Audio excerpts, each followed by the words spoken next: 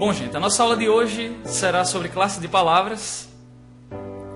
E é um assunto assim, classe de palavras, quando pensamos em falar sobre as classes gramaticais, muitas das vezes tendemos a refletir sobre, muitas das vezes, né, o que os alunos falam sobre a gramática. Por exemplo, que os assuntos da gramática não se associam com a nossa realidade linguística. Muitas das vezes eles não encontram certo sentido aos assuntos da gramática na realidade linguística deles, mas o assunto de classes gramaticais, por exemplo, é algo que está estritamente ligado à nossa realidade e ao nosso uso da língua. Por exemplo, neste exato momento eu estou fazendo uso de palavras. Vocês estão me entendendo pelo fato de falarem a mesma língua que eu e pelo fato de saberem o significado dessas línguas e saberem a função de cada palavra. As classes de palavras, elas se dividem entre variáveis e invariáveis. Como podemos pensar sobre essa questão da variabilidade e da invariabilidade das palavras? Por exemplo, as palavras variáveis são aquelas que apresentam flexões, ou seja, aquelas que podem apresentar uma mudança de acordo com o gênero, né? Com o número ou com o grau. Ou seja, isso equivale às flexões, certo? E as invariáveis, elas não se modificam, elas permanecem da mesma forma em todas as ocasiões, certo? Se nós pensarmos nesse exemplo, no exemplo aí da palavra menino, que é um substantivo, dependendo do ambiente em que a palavra menino se encontre, a palavra, no caso, vai se flexionar de acordo com a situação, com o ambiente em que ela se encontra. Por exemplo, se em uma frase o verbo estiver no plural, por exemplo, menino sai do singular e se flexiona em número, meninos. No caso, menino se flexionando para o feminino, passa para menina, não é verdade? E por aí vai. Então, palavras que apresentam variações, obviamente, são variáveis, certo? Variações essas sendo em gênero, em número e em grau. Lembremos que a variação de gênero sempre parte do masculino para o feminino e nunca do feminino para o masculino. E a flexão de grau está aí, como vocês podem ver, menino, menininho. Ou seja, se vocês pegarem este outro exemplo, o ontem, ele não vai apresentar uma variação de gênero, nem de número, nem de grau. Ele não vai ser flexionado em gênero, número ou grau. Em qualquer ambiente que ele for utilizado, esta será a sua forma escrita. Vamos falar agora de uma das categorias, né, de palavras, que é o substantivo, que é uma categoria variável.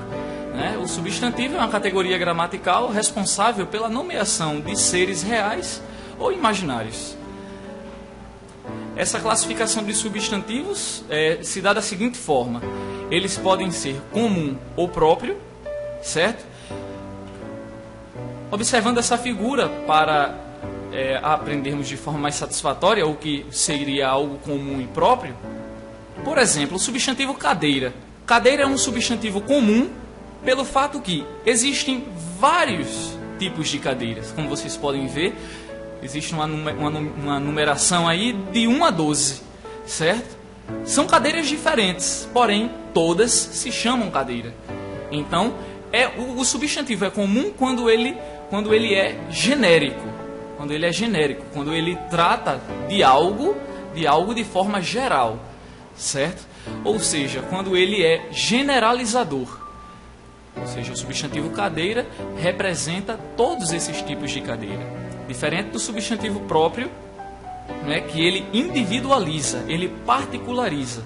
Ele trata o substantivo de forma particular.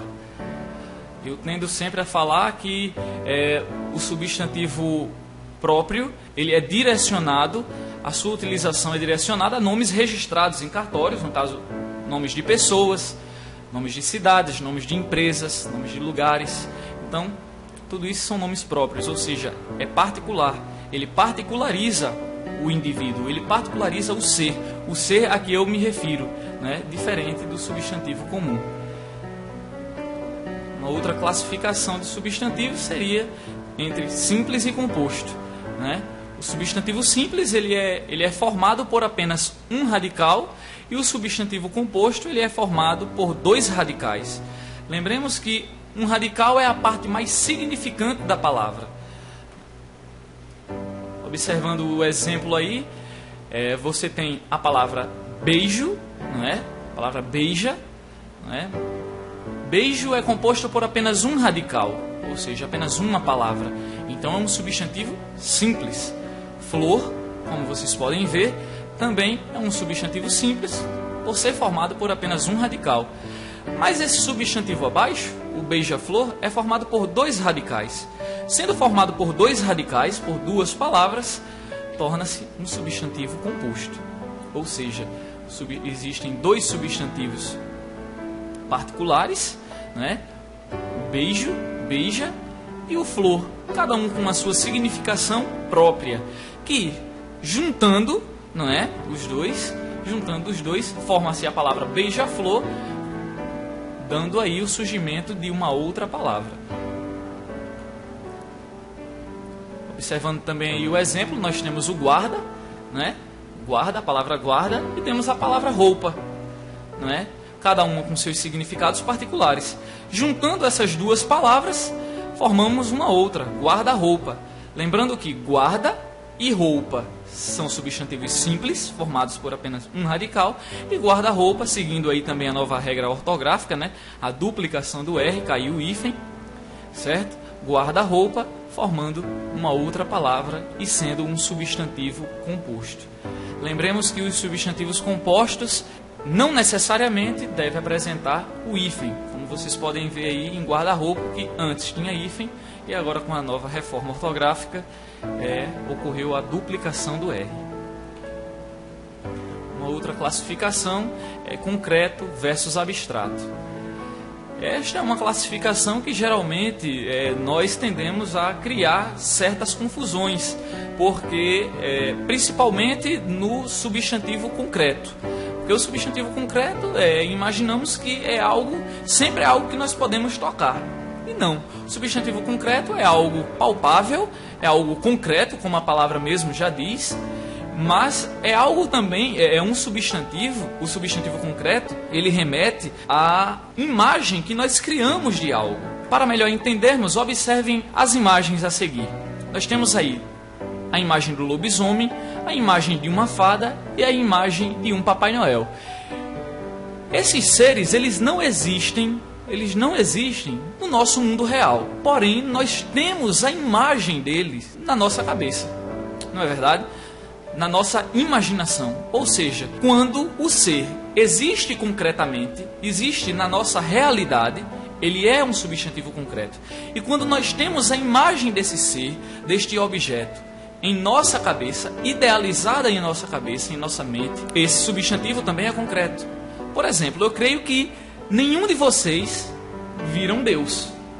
Nenhum de nós, não é? Nenhum de nós já viu Deus, não é verdade? Mas nós temos criado a imagem de Deus, não é? Nós temos a imagem de Deus idealizada.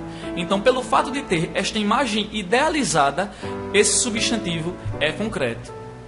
Diferente do substantivo abstrato, que são sentimentos, são ideias, né? Verdades, brigas. Ou seja, esse substantivo abstrato é algo que não podemos pegar, não é algo palpável, não é algo que existe na nossa realidade, e é um substantivo que depende de outro.